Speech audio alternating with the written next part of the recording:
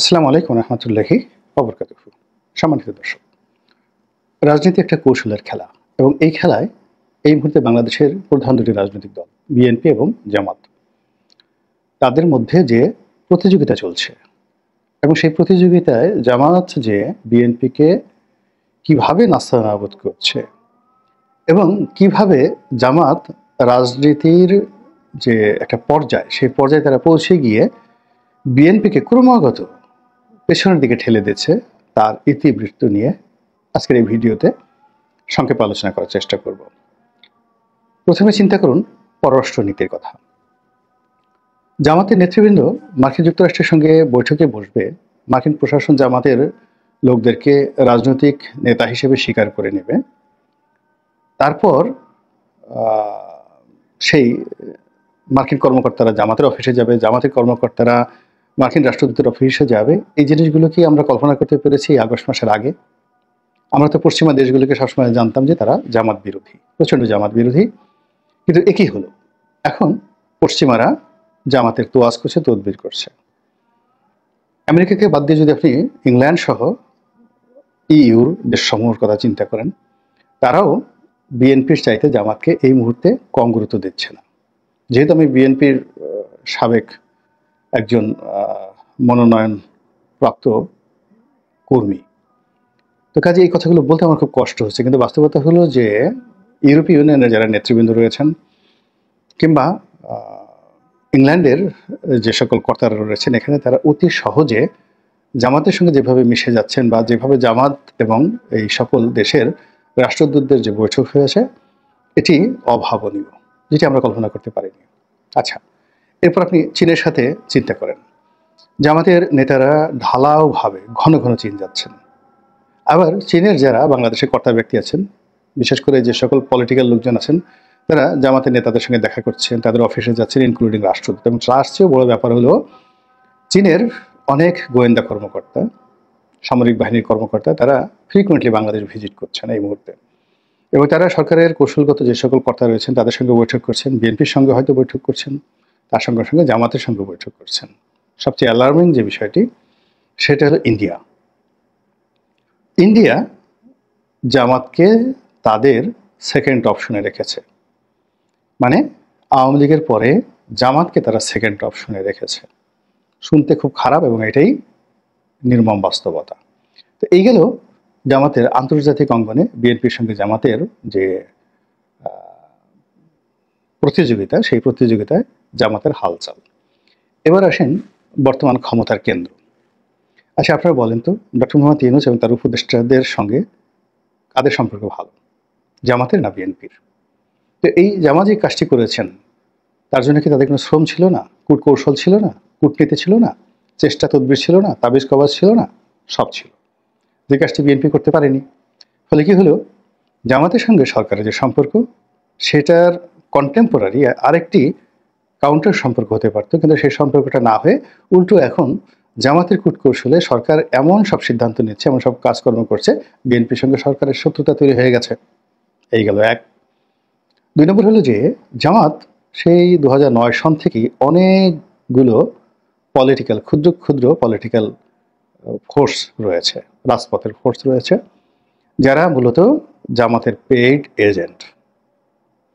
আবার বলছি, 2009 থেকে আজ অবধি, এই আগস্ট পর্যন্ত অন্তত পক্ষে 100-র উপরে ছোট ছোট সংগঠন, ব্যক্তি, যারা নিয়মিতভাবে জামাতের টাকায় সংসার চালিয়েছে, জামাতের টাকায় দল চালাচ্ছে এবং জামাতের টাকায় আগামীতে ইলেকশন করার, মন্ত্রী এমপি হওয়ার যারা স্বপ্ন দেখে, এই লোকদের একটা বিরাট অংশ একেবারে জনাব তারেক রহমান সাহেবের আপার চেম্বারে ঢুকিয়ে দেওয়া হয়েছে।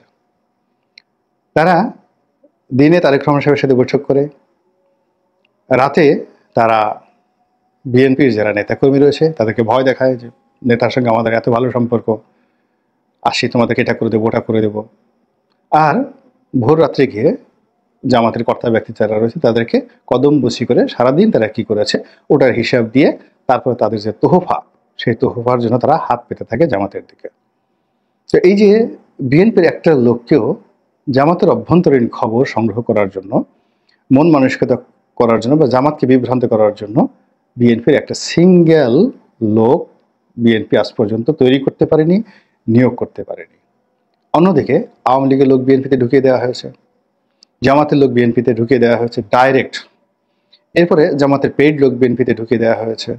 ফলে কি হলো, এই যে একটার পর একটা বিপর্যয়, একটার পর একটা সিদ্ধান্তহীনতা এবং একটার পর একটা অন্তর্দ্বন্দ্ব এবং কলহ বিএনপিকে যেভাবে গ্রাস করেছে, সেটা দেখে জামাতের লোকরা রীতিমতো বগল বাজাচ্ছেন, আনন্দে বগল বাজাচ্ছেন।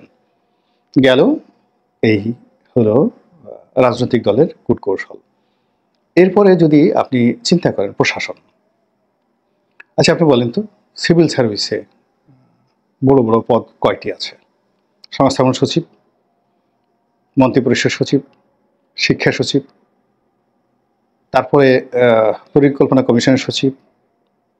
এরকম যদি আপনি 10-12টা খুব সেন্সিটিভ সচিবের পদ ধরেন, তারা কি বিএনপির লোক? তারা কোন দলকে ভালোবাসে, কাকে বেশি পছন্দ করে, সে অনুযায়ী আপনি সিদ্ধান্ত নেন যে আওয়ামী লীগ কী করে গেছে, বিএনপি কী করছে, আর জামাত কী করতে চাচ্ছে। এই গেল একটা।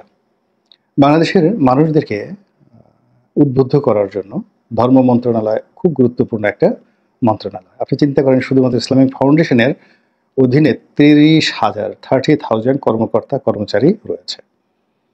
বিএনপি জামাতের যে জোট সরকার ছিল বিগত দিনে 2001 থেকে 2006, এই সময়টিতে জামাত শুধুমাত্র এই ইসলামিক ফাউন্ডেশনকে দিয়ে সারা বাংলাদেশে তাদের মতাদর্শের লোক যেভাবে প্রতিটি মসজিদে, মাদ্রাসায় তারা রিক্রুট করেছে, যেটি বিএনপি এখন পর্যন্ত টের পাচ্ছে না যে ইসলামিক ফাউন্ডেশনের মতো একটা প্রতিষ্ঠানকে জামাত তাদের নিজের মতো করে কিভাবে তাদের রাজনৈতিক এজেন্ডা বাস্তবায়নের জন্য তারা তৈরি করে ফেলেছে।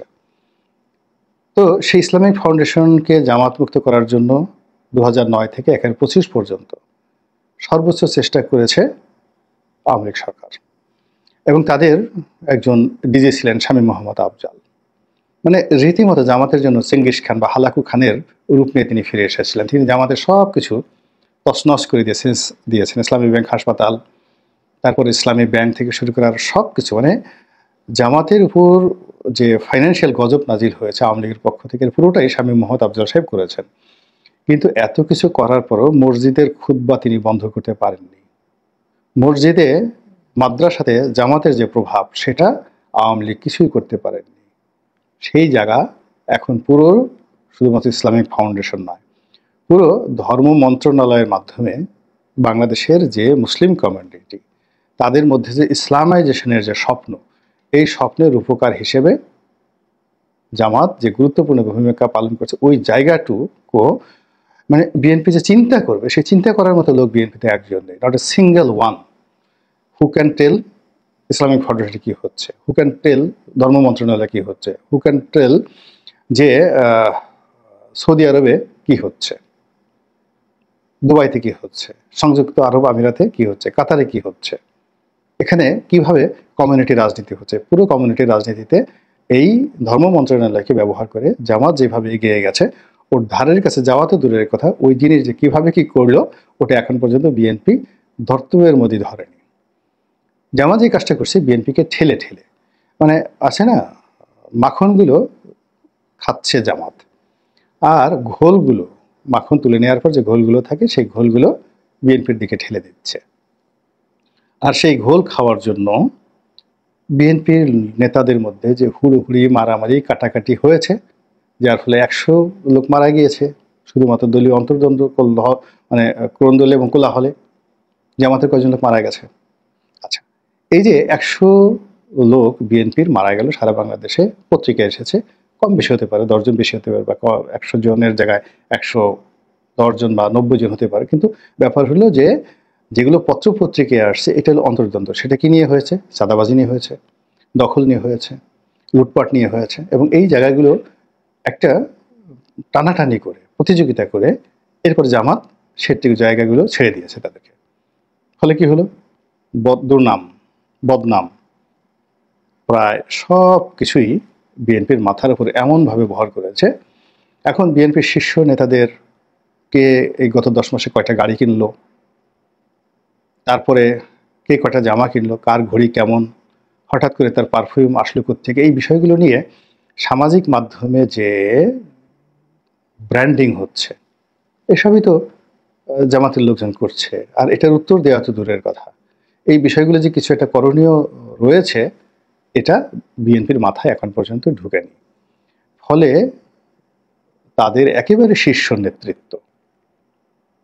নেতৃত্ব তিনি কি গাড়ি ব্যবহার করছেন গত 10 মাসে, গাড়ির মডেল কত, নম্বর কত, গাড়ি এত চকচক করে কেন, এই সমস্ত বিষয়গুলো সামনে চলে এসেছে। সামনে চলে আসছে হাওয়া ভবন, সামনে চলে আসছে খাম্বা, সামনে চলে আসছে সব কিছু যা কিনা বিএনপিকে ডুবিয়েছিল।